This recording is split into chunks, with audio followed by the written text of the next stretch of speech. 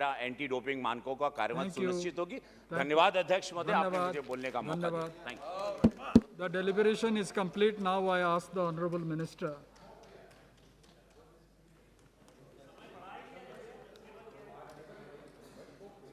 वाले हैं. If the House agrees, then we extend the House till the decision of the House is conveyed. Till the bill is ठीक. Decision is conveyed and the bill is passed. Time is extended. Honorable माननीय Minister. सभापति जी, राष्ट्रीय dope रोधी विधेयक के आज की इस चर्चा में माननीय 18 सांसदों ने भाग लिया है। श्री मनोज तिवारी जी, राहुल शिवाले जी, सौगौता राय जी, चंद्रेश्वर प्रसाद जी, भर्तृहरि महताब जी, श्याम सिंह यादव जी, रविंद्र नाथ जी, बीबी पाटिल जी, सुप्रिया सूले जी, राज्यवर्धन राठौर जी, प्रसून बनर्जी जी, लव श्री कृष्णा जी, राम मोहन नायडू जी, नवनीत राणा जी, अपराजिता सरंगी जी, अनुभव मोहंती जी, दानिश अली जी और रवि किशन जी। मैं सभी माननीय सांसदों का आभार प्रकट करता हूं क्योंकि सभी ने ही इस बिल का समर्थन किया है। मैं इसके लिए आप सबका बहुत बहुत धन्यवाद। सर, ना केवल समर्थन किया बल्कि बहुत महत्वपूर्ण सुझाव भी दिए हैं। इसके लिए भी खेल और खिलाड़ियों के कल्याण के लिए ये जो महत्वपूर्ण बिल लाया गया है, इसके लिए आपने महत्वपूर्ण सुझाव दिए, उसके लिए मैं आपका बहुत बहुत आभार एक बार फिर प्रकट करता हूं। कुछ बातें जो आपको लगती थी कि बिल में सीधी नज़र नहीं आती हैं, उनको रूल्स का हिस्सा बनाने के लिए उस समय पूरा ध्यान रखा जाएगा। इस बात के लिए भी आपको आश्वस्त करता हूं, जो जो संभव होगा उसको करने का प्रयास किया जाएगा। माननीय सभापति जी, मैंने शुरुआती समय में कहा था कि भारत खेलों की दृष्टि से लगातार आगे बढ़ रहा है। टोक्यो ओलंपिक्स में 7 मेडल जीतना आज तक के सबसे ज़्यादा मेडल थे। डेफ ओलंपिक्स में 16 मेडल जीतना अपने आप में सबसे बड़े थे। टोक्यो पैरालंपिक्स में 19 मेडल जीतना सबसे बड़ी आज तक के पदक तालिका हमारी थी। और इसी तरह से ही हमारा जो थॉमस कप में भी 73 वर्षों में पहली बार गोल्ड मेडल जीता, ये भी बैडमिंटन टीम ने जीता। लगातार खेलों में हम आगे बढ़ रहे हैं। सौगौता राय जी वरिष्ठ सांसद हैं, उन्होंने कहा कि नीरज चोपड़ा बहुत अच्छा वर्ल्ड चैंपियनशिप्स में नहीं कर पाए। मैं इतना ही कहूँगा, 121 वर्ष में अगर एथलेटिक्स में किसी ने गोल्ड मेडल जीतने का कीर्तिमान स्थापित किया है तो नीरज चोपड़ा ने भारत के लिए करने का काम किया है। जहाँ तक वर्ल्ड चैंपियनशिप्स की बात है सर, हाल ही में जो वर्ल्ड चैंपियनशिप हुई वहाँ भी नीरज चोपड़ा ने शानदार प्रदर्शन किया और सिल्वर मेडल जीतने वाले पहले मेल एथलीट भारत के नीरज चोपड़ा बने। इससे पहले 2003 में अंजू बॉबी जॉर्ज ने ब्रॉन्ज मेडल जीतने का दर्जा प्राप्त किया था और 2003 और 2022 में लगभग 19 वर्ष का अंतर है, लेकिन नीरज चोपड़ा ने किया। मैं पूरे सदन की ओर से नीरज चोपड़ा जी को इस अचीवमेंट पर बहुत बहुत बधाई और भी देता हूं। यही नहीं, हमारे कुल मिलाकर 6 इंडिविजुअल्स फाइनल्स में पहुंचे थे वर्ल्ड चैंपियनशिप्स में, और जिसमें से 3 टॉप 8 में आए और 1 मेडल जीत कर आए जो नीरज चोपड़ा हैं। यही नहीं, पारुल चौधरी जो है, उन्होंने आज तक का अपना पर्सनल बेस्ट यहाँ पर स्टीपल चेस में 3000 मीटर में 9 मिनट 38 सेकंड का इसमें दर्ज किया है रिकॉर्ड। माननीय सभापति जी, आखिरकार इस बिल की आवश्यकता क्यों पड़ी? हमारे खिलाड़ियों के लिए अगर डोप टेस्टिंग करनी हो तो उसके लिए भी सुविधा हमारे देश के अंदर हो। 2008 में ये सुविधा देश में बनाई गई थी नेशनल डोप टेस्टिंग लेबोरेटरी के रूप में, और रूल्स एंड रेगुलेशन भी 2009 में इसके गठित किए गए। वर्षों तक इसका कामकाज चला, लेकिन वैधानिक दर्जा इसको प्राप्त नहीं था। स्टैट्यूटरी दर्जा प्राप्त करने के लिए हमने इसके लिए प्रयास इसमें किया है, क्योंकि भारत को अगर अंतर्राष्ट्रीय टूर्नामेंट करने होंगे तो अपनी क्षमता को भी टेस्टिंग की बढ़ाना होगा। आपको याद होगा कि 2017 में अंडर 17 फुटबॉल का हमने वर्ल्ड कप यहाँ पर करवाया था। बहुत सफल उसका आयोजन हुआ और इसी साल अक्टूबर में विमेन का भी under 17 football world cup Bharat आयोजन करने जा रहा है। और सबसे बड़ी बात, कल चेन्नई में भारत पहली बार चेस ओलंपियाड करवाने जा रहा है। कल उसका उद्घाटन भी होने जाएगा। ये 44वां चेस ओलंपियाड है, तो भारत एक के बाद दूसरा बड़ा आयोजन कर रहा है। लेकिन इसके साथ साथ हमें अपनी क्षमता को भी बढ़ाना है, कानूनी दर्जा भी इसको प्राप्त करना है। और जो NDTL के सस्पेंशन की बात यहाँ पर की गई, आपने बिल्कुल ठीक कहा, इसकी सस्पेंशन हुई थी, उसके कई कारण थे, लेकिन हर संभव प्रयास किए गए और इसकी सस्पेंशन को भी रिवोक करने का काम पिछले वर्ष कर दिया गया है। अब NDTL वापस काम कर रही है। और जब तक ये सस्पेंड थी तब तक हमें यहाँ से एथलीट के सैंपल्स को भी बेल्जियम में इनके दूसरे देश भेजना पड़ता था। भेजने का खर्चा भी, टेस्टिंग का खर्चा भी 3 गुना से ज़्यादा आता था। अब हमारी अपनी क्षमता भी इतनी है कि हम अपने एथलीट्स का भी कर सकते हैं, और जो अंतर्राष्ट्रीय एथलीट्स का भी आपने टेस्टिंग करने की बात कही, उस पर कहीं पर कोई प्रतिबंध नहीं है। भारत वो भी कर सकता है, ये भी अधिकार यहाँ पर होंगे। यही नहीं, ये भी पूछा गया कि आखिरकार रूल्स एंड रेगुलेशन तो थे, वाडा के नियमों के अनुसार ही थे, तो आपको ये स्टैट्यूटरी एंटी डोपिंग लेजिस्लेशन लाने का क्यों काम करना पड़ा? क्योंकि जो बाकी देश हैं, US, चाइना, कोरिया और बाकी सब ने ये पहले ही कर लिया था। ऑस्ट्रेलिया, जापान ने। दुनिया के गिने चुने देशों में से अब एक भारत होगा जिसकी अपना कानून भी होगा और अपनी टेस्टिंग लेबॉर्ट्री भी है। इससे भारत की साख भी खेल जगत में और बढ़ेगी। यही नहीं सर, हमारी जो इंस्टीट्यूशनल कैपेसिटी है उसको भी बढ़ाने का, उसका सशक्तिकरण भी इसके माध्यम से होगा। जहां एक और 6000 सैंपल्स हम साल भर में आज टेस्ट करते हैं, जब हम कोई बड़ा टूर्नामेंट करते हैं तो लगभग 10,000 की टेस्टिंग हमें कम से कम 1-1.5 महीने के अंदर करनी पड़ेगी। तो एक लेबॉर्ट्री से हमारा काम चलने वाला नहीं है, इससे ज़्यादा ही हमें इसकी क्षमता को बढ़ाना होगा अगर भविष्य में बड़े टूर्नामेंट्स और करने हैं।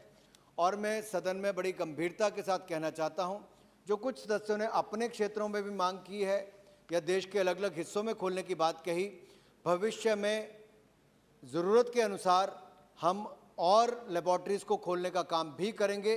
जो सुझाव आपने दिए हम उसको भी ध्यान में रखेंगे। राहुल जी, आपने, कृष्णा जी ने और कुछ और सदस्यों ने ऐसी मांग की है, हम उसको लेकर भी इस सबको ध्यान में रखेंगे।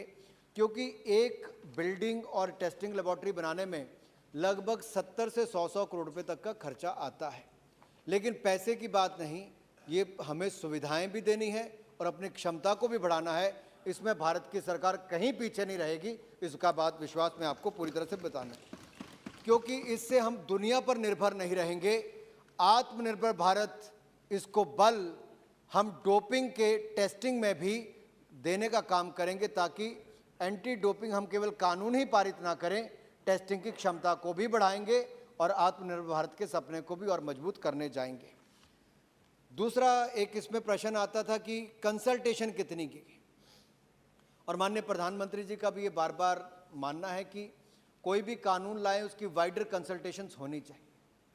हमने जो देश की खेल संस्थाएं हैं, इंडियन ओलंपिक एसोसिएशन हो, नेशनल स्पोर्ट्स फेडरेशन हो या राज्य के खेल संघ हो, वहाँ से लेकर वर्ल्ड एंटी डोपिंग एजेंसी, जो इसकी वर्ल्ड की एक संस्था है, जो हमारी जिसके रूल्स को देखकर, रेगुलेशंस को देखकर हम बहुत सारे अपने नाडा के रूल्स एंड रेगुलेशन को वहाँ से लिया गया है।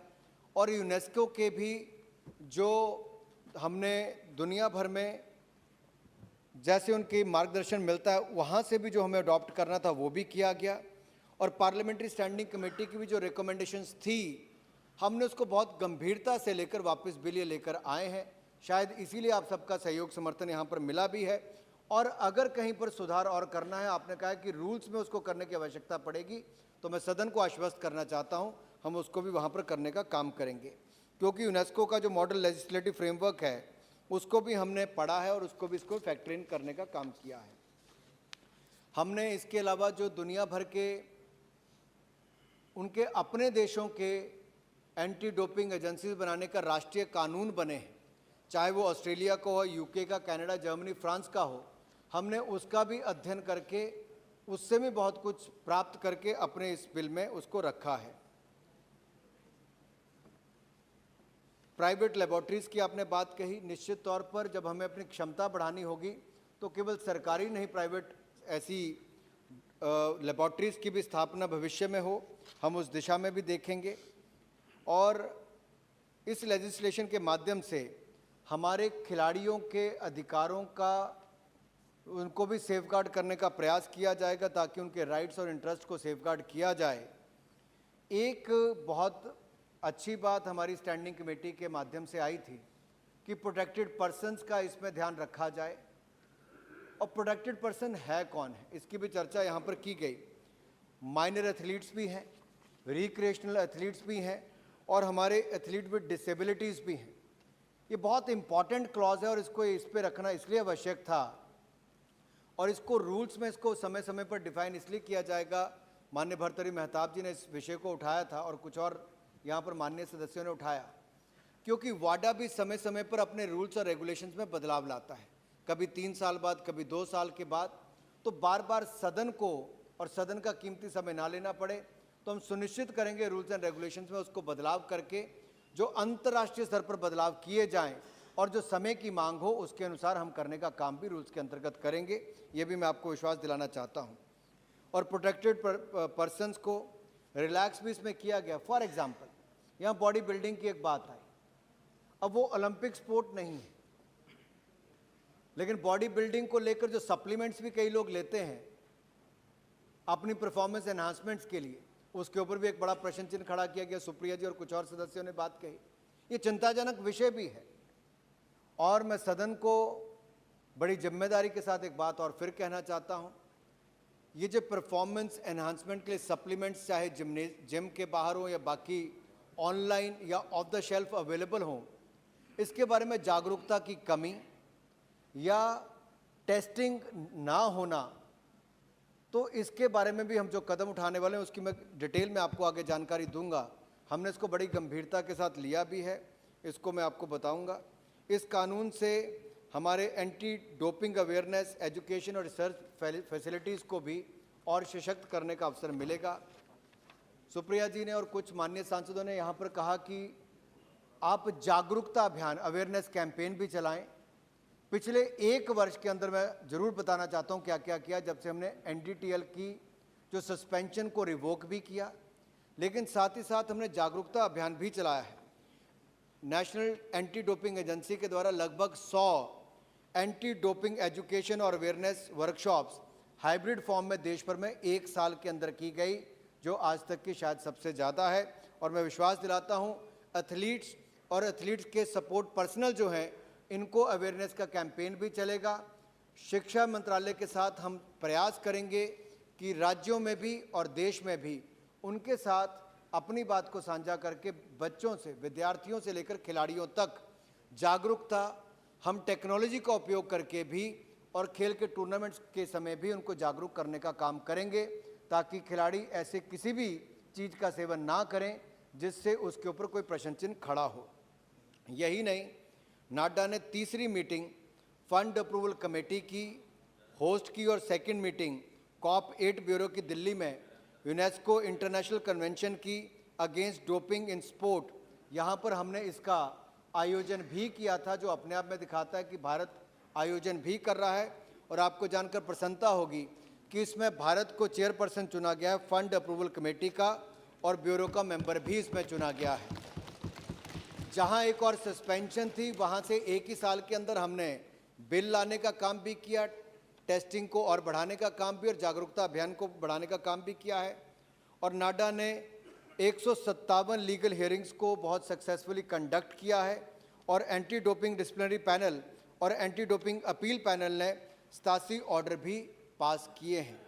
यही नहीं, FSSAI के हमने साथ उनसे अपने विचार भी साझे किए थे, जो यहाँ माननीय सदस्यों ने उठाए हैं कि ये जो प्रोडक्ट डाइटरी सप्लीमेंट्स अवेलेबल होती हैं उसकी टेस्टिंग हो, हमने उनके साथ भी उठाया है और उन्होंने भी डायरेक्शन देने की बात कही है। लेकिन टेस्टिंग की सुविधाएं भी हों, ये भी होना बहुत आवश्यक है। इसीलिए हमने जो नेशनल फॉरेंसिक साइंस यूनिवर्सिटी है उसको लेकर भी MOU साइन किया है, ताकि वो एक टेस्टिंग लैब न्यूट्रिशनल सप्लीमेंट्स के लिए अपने यहाँ पर बना सकें और जब ये नेशनल फॉरेंसिक साइंस यूनिवर्सिटी जो है ये जब अपनी टेस्टिंग लैब बनाएगी तो एक और ताकत भी हमारी बढ़ेगी, ताकि ऐसे सप्लीमेंट्स के खिलाफ हमारी वहाँ पर जांच भी हो और लोगों को जानकारी भी इसकी ज़्यादा से ज़्यादा मिल सके। इस सब से क्या होगा, जो हमारे स्टैंडर्ड डाइटरी सप्लीमेंट्स हैं और जो नॉन स्टैंडर्ड्स हैं उसके बीच में जो जानकारी नहीं मिलती कि कौन स्टैंडर्ड वाले हैं कौन नॉन स्टैंडर्ड वाले हैं, उनकी जानकारी भी इस टेस्ट के माध्यम से मिल पाएगी और इस गैप को, कमी को भी हम पूरा कर पाएंगे। हमने कुछ खास चर्चा तो नहीं चल रही?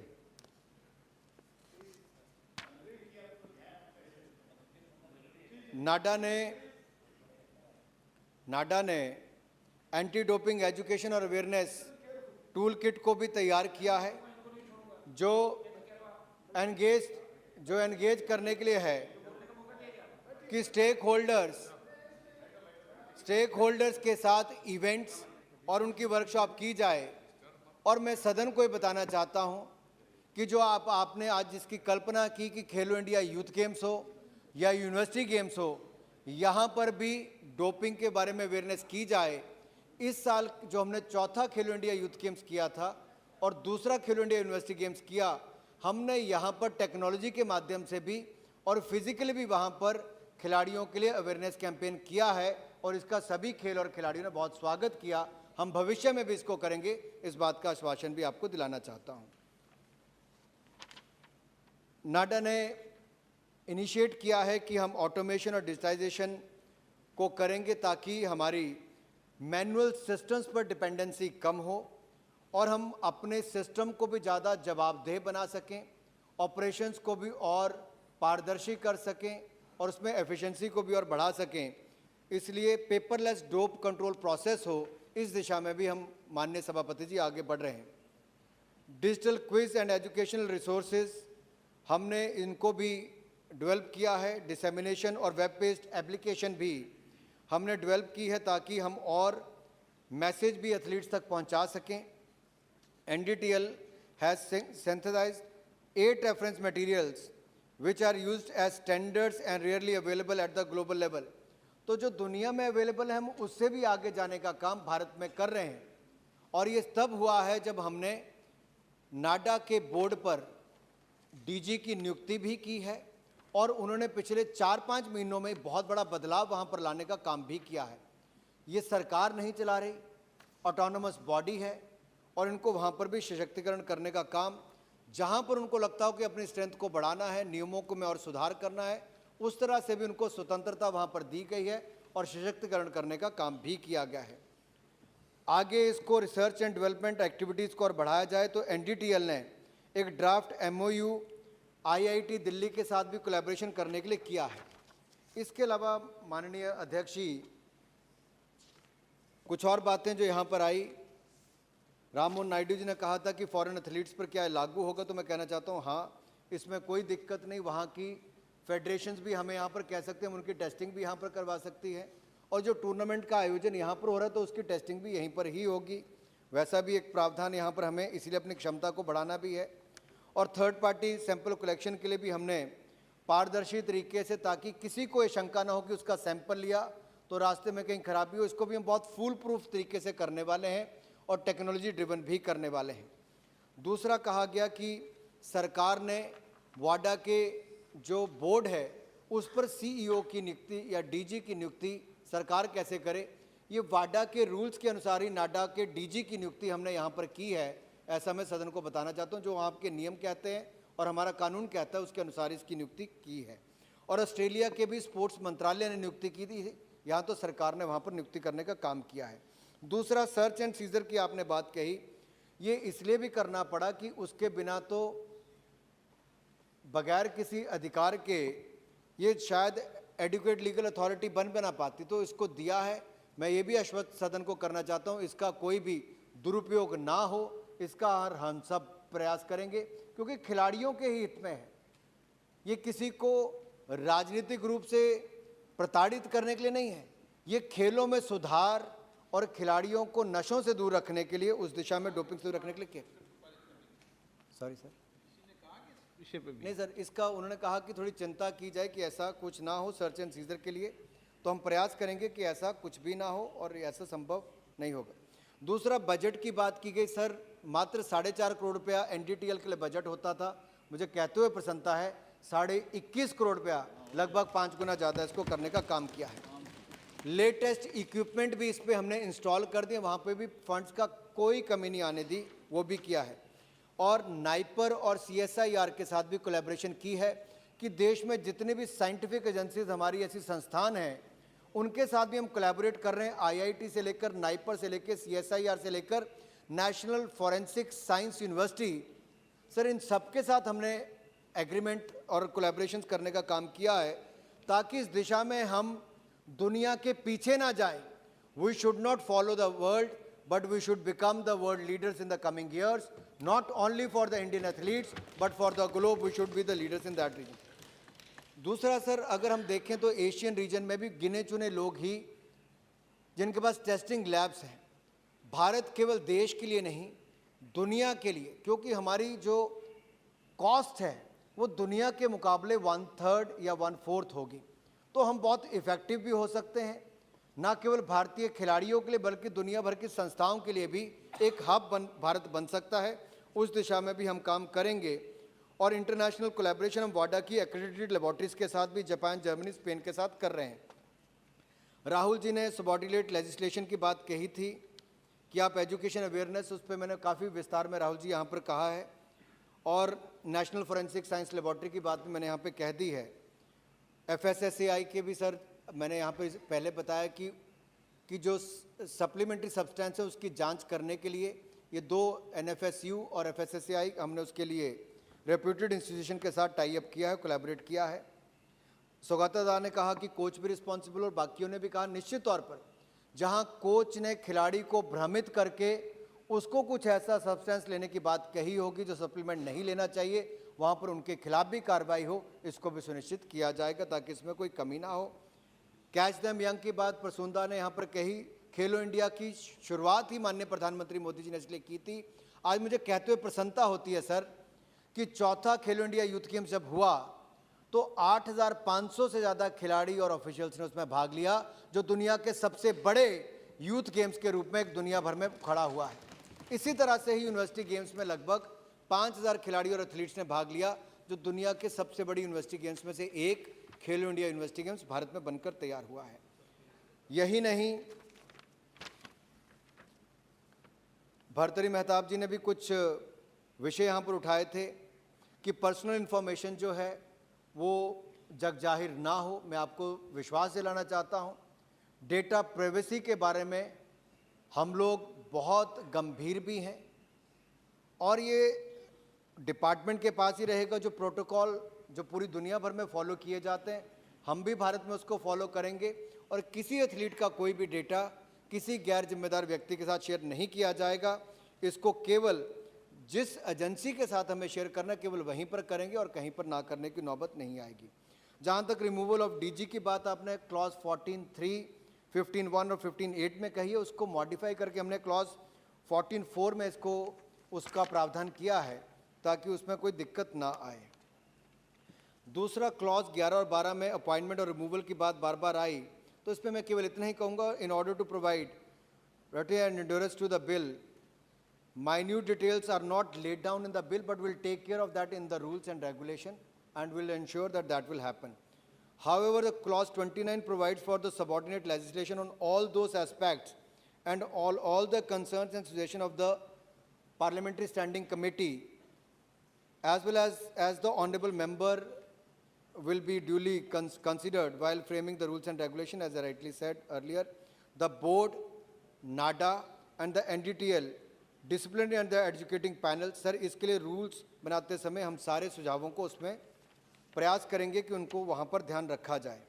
एक और माननीय सांसद ने कहा था कि इंटरनेशनल नॉर्म्स के अनुसार ही इसको किया जाए, तो मैं कहना चाहता हूँ हमने इसका स्ट्रक्चर हो या कानूनी प्रावधान जो किए हैं, अंतर्राष्ट्रीय बॉडी वाडा, यूनेस्को के प्रावधान, रेगुलेटरी फ्रेमवर्क और दुनिया भर के देशों के जो कानून अब तक बने हैं उनको मद्देनजर रखते हुए इसको तैयार किया गया है। एडजुडिकेशन की सर बात की गई, डिसिप्लिनरी पैनल और अपील पैनल, ये दो इसलिए अलग अलग बनाए गए हैं कि 3-3 मेंबर की एक कमेटी होगी और उस पर भी जो 3 लोग होंगे, जैसे लीगल मेंबर, मेडिकल मेंबर और स्पोर्ट्स मेंबर होगा, तो 3 मेंबर की एक कमेटी होगी, तो 15 मेंबर जब हैं तो 5 ऐसे पैनल बन सकेंगे, तो खिलाड़ियों को ज़्यादा इंतज़ार भी नहीं करना पड़ेगा। इसी तरह से अपील पैनल पर भी 3-3 मेंबरी कमेटी है और उसके भी 3 बेंच होंगे, ताकि समय रहते खिलाड़ियों को न्याय भी मिल सके। इसलिए मैंने कहा ये बिल खिलाड़ियों के कल्याण के लिए है, खिलाड़ियों के हितों के लिए है और खिलाड़ियों के हितों के संरक्षण करने के लिए ही हमने इसको किया है। और सर थोड़ा सा और लास्ट वन, सर 5 मिनट और दे दीजिए। लास्ट जो खेलते हैं ना पारी, खिलाड़ियों के लिए है, फिर अंतिम पारी। सर इंडिपेंडेंस की बात कही गई तो स्टैट्यूटरी बॉडी इसको बनाया गया है। सर इसको बजट का प्रावधान भी किया और इसको खुद हमें केवल बजट का ही प्रावधान करना अपनी ओर से, खर्चा करने का काम भी वाडा का ही है, सॉरी नाडा का ही, नाडा बोर्ड का और नाडा का और एनडीटीएल का ही है। सर क्लियर टर्म्स जो हैं इसके टेन्योर के लिए 3 साल दिया गया है और अगर इसको बढ़ाना तो उसका प्रावधान भी किया गया डीजी नाडा के लिए और बाकी अधिकारियों के लिए। सर बिल में ये भी प्रावधान किया गया है कि अगर इसकी ऑर्गेनाइजेशन की स्ट्रेंथ को एक्सपैंड या एनहांस करना तो अधिकार भी उनको ही दिए गए हैं और सर्च और सीजर के अधिकार भी इसमें दिए गए हैं ताकि वो काम खुलकर पूरी क्षमता के साथ कर सकें। सर टेस्टिंग सप्लीमेंट्स के लिए जो मैंने पहले कहा, वाडा कोड और यूनेस्को कन्वेंशन के अनुसार जो भी स्टैंडर्ड सेट करने हो, हमने उसका भी प्रावधान यहाँ पर किया है। यही नहीं सर डेटा की मैंने पहले बात कह दी कि उसको केयरफुली हम प्रोटेक्ट भी करेंगे और प्राइवेसी और एथलीट्स को भी रखेंगे। खेलो इंडिया यूथ गेम्स का, जेम्स का, वो भी सारा आ ही गया है क्योंकि बार बार कुछ रिपीट्स हुए थे। सर एक विषय यहाँ पर आया है कि जो वेरियस पैनल्स और कमेटीज़ होंगे उनका how will they conduct their business, what are the standard operating procedures. Sir ये भी ले डाउन कर दिए जाएंगे ताकि खिलाड़ियों को अपील पर जाने से पहले वो सारा प्रावधान वहाँ पर होगा और इसको पूरा इसका ध्यान रखा जाएगा। यही नहीं सर, इसको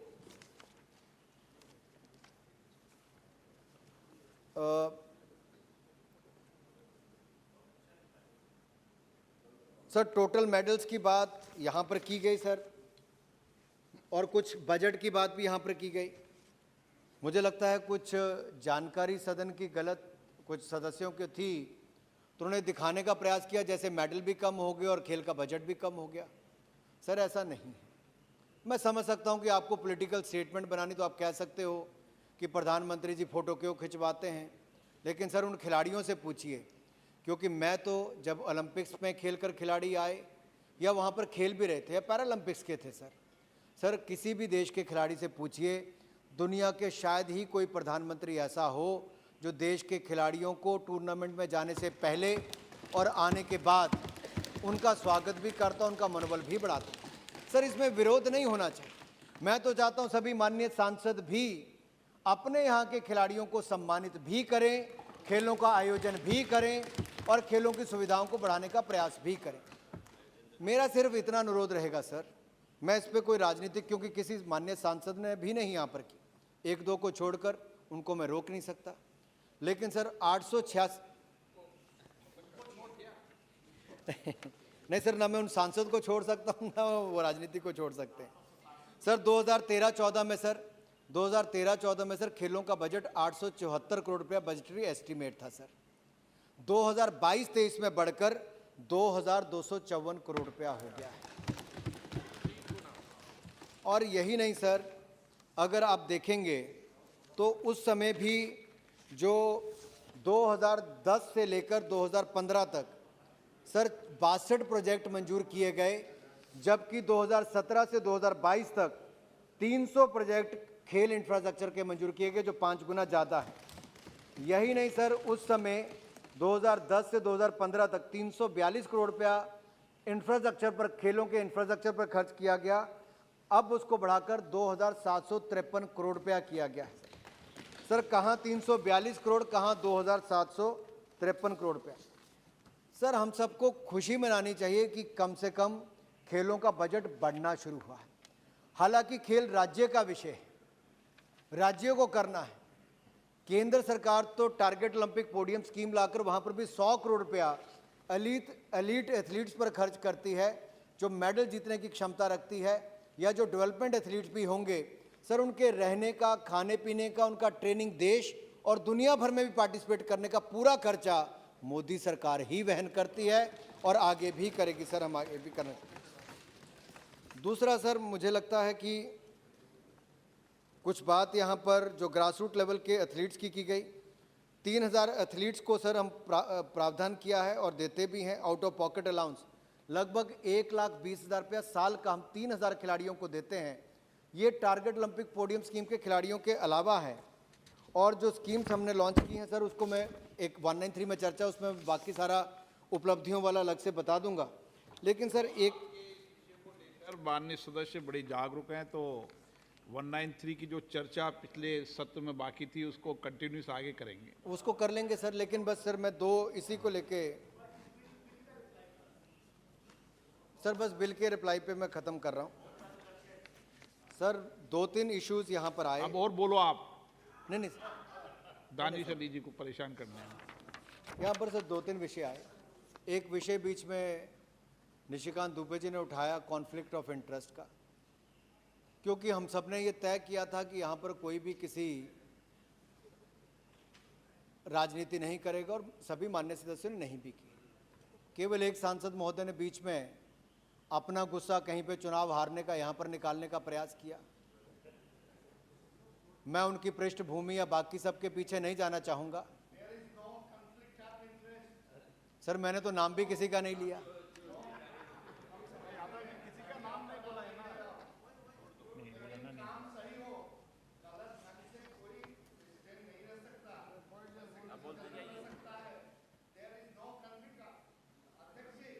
आपकी बात आपने बोल ली माननीय मंत्री जी, कोई रिकॉर्ड पे नहीं आ रहा, माननीय मंत्री जी के अलावा कोई रिकॉर्ड पे नहीं आ रहा। चलिए सर, एक समय ऐसा था कि कुछ लोग सर जो चुनाव अपनी संस्थाओं के न जीत पाए, भड़ास कहीं और कर निकालें। मेरा केवल इतना कहना है, हम खेलों को बढ़ावा देने के लिए सब इकट्ठे मिलकर अपनी ताकत लगाएं। चुनाव हार जीत होती है सर, वो होगा, मुझे उस पर नहीं कहना, क्योंकि पूरे सदन का माहौल बहुत अच्छा था। पिछली बार भी 193 में कुछ लोगों ने गड़बड़ करने का प्रयास किया। हमें देश में सर, क्योंकि सर मैं इतना कहना चाहता हूं, ये बिल खेलों के और खिलाड़ियों के कल्याण के लिए है, और ये लगातार सर हमारा ये प्रयास रहेगा कि जो सिल्वर मेडल जीतने के से लेके बाकी गोल्ड मेडल जीतने का काम हुआ है सर, ये अच्छी दिशा में काम हो रहा है।